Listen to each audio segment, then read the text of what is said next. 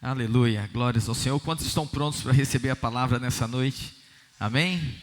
Deus tem uma palavra para você. Em princípio, quando estava preparando essa palavra, eu falei, talvez alguma coisa que eu vou falar aqui não se aplique a todos, mas o Senhor falou no meu coração, fale a si mesmo, porque alguém precisa ouvir essa palavra, e essa palavra de hoje vai ser a resposta de Deus para a situação que alguém aqui está vivendo, amém? Então hoje eu quero compartilhar com você sobre o tema Aprenda a Prosperar com o Pai da Fé. Quem é o Pai da Fé? Abraão. Abraão é o pai da fé. Gênesis capítulo 13, verso 1 e 2. Olha como Abraão era próspero, hein? A Bíblia diz assim: saiu, pois, Abrão do Egito para o Neguebe, ele, a sua mulher e tudo o que tinha, e Ló com ele. Era Abrão muito rico. Abrão era pouco rico, irmãos? Não, era o quê? Muito rico. E era servo de Deus? Você também é servo de Deus? Então não tem nenhum problema você ser servo de Deus e ser muito rico, amém? Era Abrão muito rico e possuía gado, prata e ouro. Pai, obrigado pela Tua palavra é a semente, insemina no nosso coração nesta noite. Senhor, queremos ouvir a Tua voz, fala conosco em nome de Jesus. Abre a nossa mente, o nosso entendimento, ó Pai. Estamos no início desse mês e nós queremos, ó Deus, gerar fé no coração de cada pessoa aqui, para que esse mês de maio seja melhor do que janeiro, fevereiro, março e abril. Melhor do que os 4 meses que passaram. Será esse mês na vida de cada irmão, nos seus negócios e nos seus empreendimentos, ó Pai. Agora ensina-nos pela Tua palavra, com o Pai da fé, a viver essa experiência de prosperidade, em nome de Jesus. Alguém diga amém.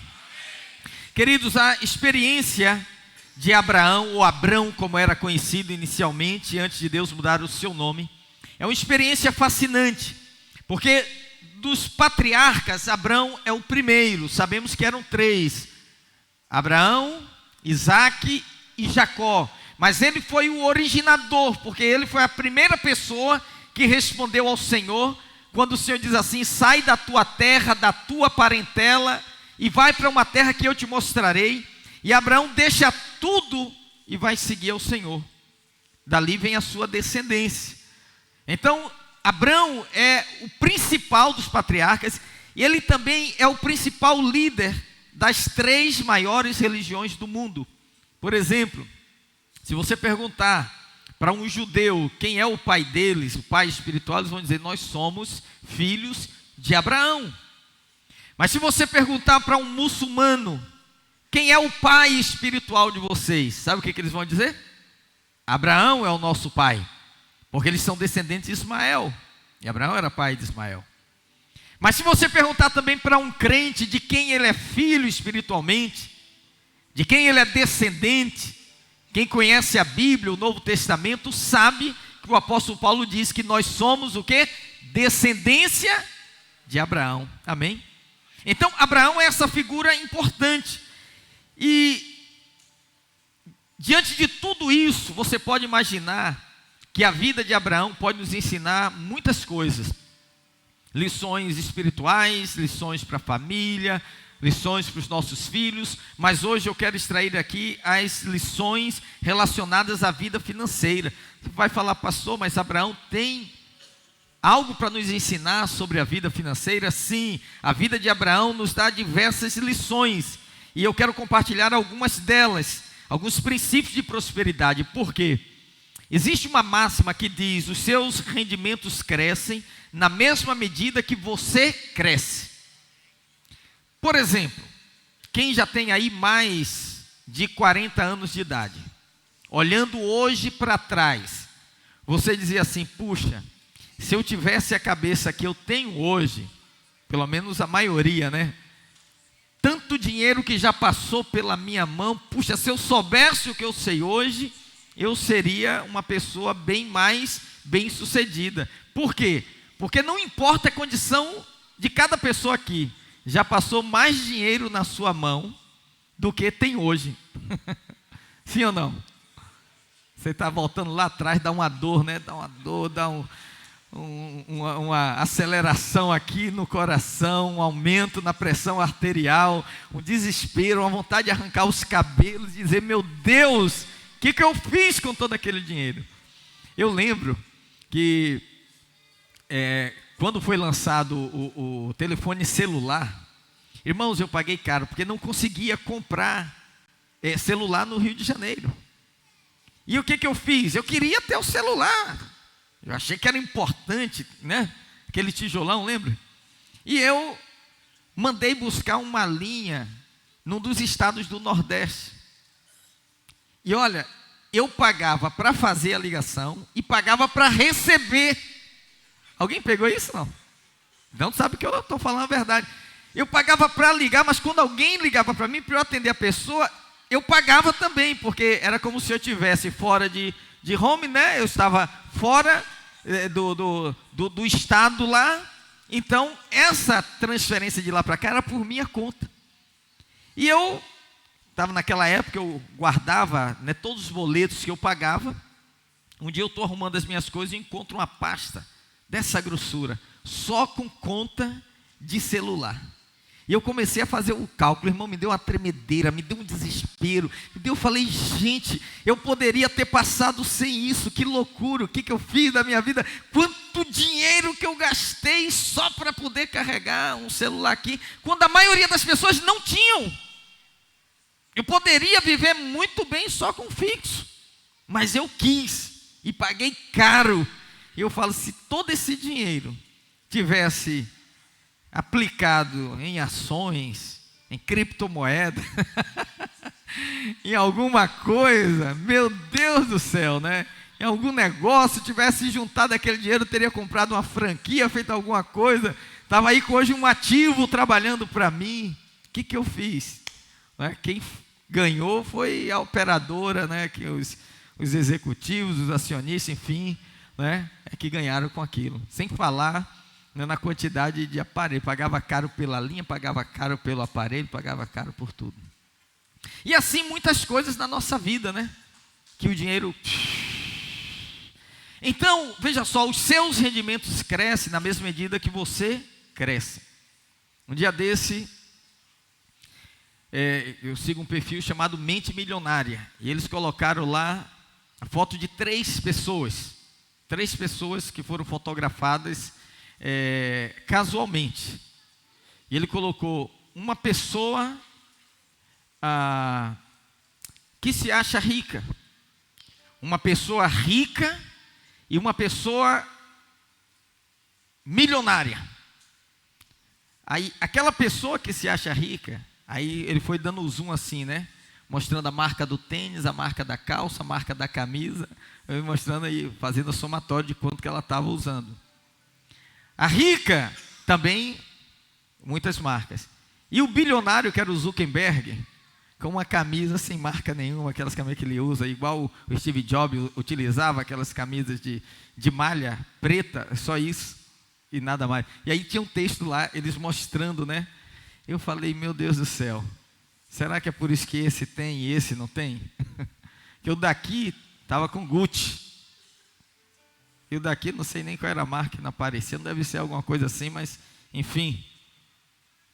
Entende o que eu estou falando? Aí quando você cresce, quando você amadurece, seus rendimentos também crescem. Então, eu selecionei aqui algumas das muitas lições, eu quero compartilhar com você hoje. Quantos querem ver seus rendimentos crescerem? Amém? Glória a Deus. Então, primeiro, não deixe a prosperidade atrapalhar a sua vida com Deus. Ouça o que eu vou te falar. Quando Deus chamou Abrão, Abrão já era rico. Abrão não se tornou rico, ele enriqueceu mais, ele prosperou mais, mas ele já era rico. E Deus ordenou uma grande mudança na vida dele, conforme nós vemos aqui em Gênesis 12:5. A Bíblia diz que ele tinha muitos servos e muitos bens. Diz assim: levou sua mulher Sarai, seu sobrinho Ló, todos os bens que haviam acumulado, e os seus servos comprados em Harã, partiram para a terra de Canaã e lá chegaram. Então, muitos bens e muitos servos. Era uma pessoa muito rica.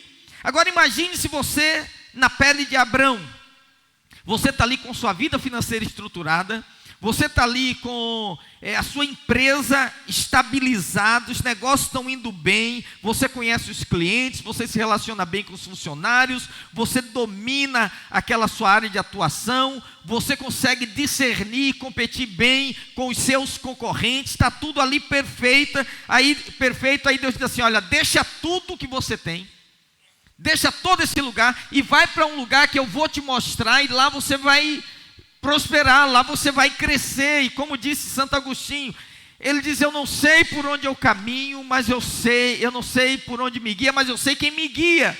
Ele vai pela fé. O que eu quero mostrar para você é que Abrão teve a disposição de responder ao Senhor naquele momento. Veja, qualquer pessoa que tem um negócio estabelecido, e ele sai para outro lugar totalmente novo, para começar algo, ele pode dar certo, mas ele pode falir também, é um risco muito grande. Ele deixou o certo pelo duvidoso, humanamente falando. Então, ele poderia não conseguir se estabelecer em outras terras, poderia demorar muito tempo, poderia gastar os recursos que ele tinha, sabe? E seus negócios poderiam declinar. Ele poderia ser roubado no caminho, ele poderia ser passado para trás, tantas coisas poderiam acontecer. Mas a Bíblia diz que nada disso impediu que Abrão ouvisse a voz de Deus, nem mesmo a possibilidade de perder todos os seus bens. Então, apesar de ter muito dinheiro, Abraão não servia ao dinheiro, ele servia a Deus. Esse é o ponto. O dinheiro é um excelente servo, mas ele é um senhor carrasco. Ele é um senhor cruel. Quando ele se torna senhor de alguém, ele domina com tacão, sabe, com chibata, ele humilha aquela pessoa. Então, quando nós olhamos para a vida de Abraão, nós vemos que ele nunca foi escravo do dinheiro. E ele também nunca dividiu a vida dele entre servir a Deus e servir ao dinheiro. Servir a Deus e servir ao mamon. Quanto mais ele prosperava, mais ele entendia que o único Senhor da sua vida era Deus. Você vê que Abraão vai prosperando e o nível de consagração dele também vai prosperando. Abraão cresce financeiramente, aumenta o seu patrimônio e a sua devoção a Deus aumenta numa proporção ainda muito maior. Agora, Jesus disse em Mateus 6:24, ninguém pode servir a dois senhores. Porque ou ele vai odiar a um e amar o outro, ou ele se dedicará a um e vai desprezar o outro. Ele diz, vocês não podem servir a Deus e ao mesmo tempo servir ao Deus do dinheiro, a mamon, às riquezas. Então, quando servimos a Deus, o dinheiro se torna uma consequência na nossa vida. Mas quando buscamos o dinheiro, Deus se torna o segundo lugar na nossa vida. Eu gosto muito como a Bíblia começa. Que Gênesis capítulo 1, verso 1 diz assim, no princípio, Deus. Primeiro versículo da Bíblia começa assim, Gênesis 1:1. No princípio, Deus. Antes de tudo, Deus. Na origem de tudo, Deus. Em primeiro lugar, Deus.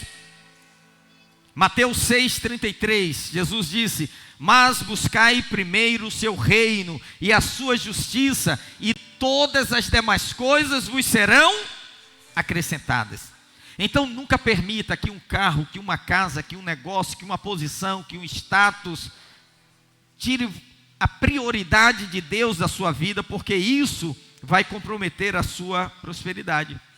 Então, se você percebe de repente que a sua casa tem sido mais importante do que Deus, pega aquela casa, consagra ao Senhor, faz daquela casa um lugar de reunião, abra para uma célula, use como um canal, como instrumento, para que pessoas sejam abençoadas, para que ela seja uma bênção na vida de outras pessoas, faça um ambiente de comunhão. Você está consagrando a Deus. Ah, se aquele carro você comprou, tinha um sonho, o carro se tornou algo tão importante na sua vida, que agora virou uma prioridade, você diz, pastor, não pode ser assim, eu quero consagrar ao Senhor, usa esse carro, busca pessoas para ir para a cela, para o culto, serve a outros, coloca à disposição do reino. Quando você faz isso, você está dizendo, isso não está em primeiro lugar na minha vida. O que eu quero que você entenda nessa noite? Diga comigo assim, é o desejo do Senhor me prosperar. É o desejo do Senhor, irmãos, que cada um de nós prosperemos da mesma forma que Ele prosperou ao seu servo Abraão. Mas nós sempre temos que entender que à medida que Deus nos prospera, Deus não quer perder a primazia na nossa vida. Salmo 62, verso 10 diz assim, se as vossas riquezas prosperam, não ponhais nela o coração. Esse que é o problema. O problema não é Deus dar, o problema é seu coração se apegar de tal forma que você perca a prioridade de Deus. Um dia desse eu estava num casamento, encontrei um irmão que há muito tempo eu não encontro ele. E eu falei para ele, irmão, como é que está você? Ele falou assim, olha, financeiramente eu estou excelente, prosperei muito, pastor, daquele tempo que nós estivemos juntos até hoje, as coisas aumentaram. Eu falei, como que você está espiritualmente? Ele falou, espiritualmente eu estou numa maca, eu estou mal.